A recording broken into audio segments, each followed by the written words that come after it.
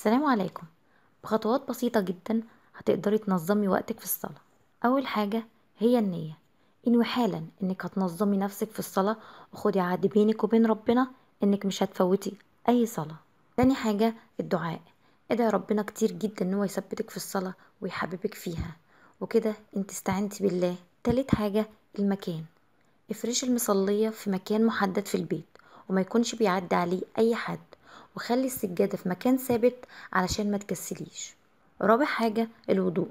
حاولي طول الوقت ان انت تكوني متوضية، ده يساعدك انك ما تكسليش. خامس حاجة هي السرعة.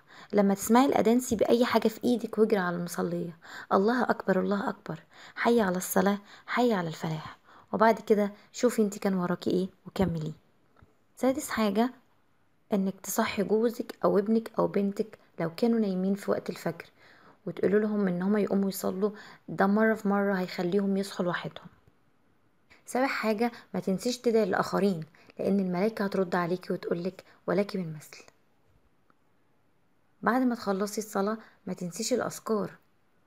هي دقيقتين اتنين مش هياخدوا منك مجهود كبير. هتقولي فيهم الأذكار: سبحان الله والحمد لله ولا إله إلا الله والله أكبر ولا حول ولا قوة إلا بالله العلي العظيم.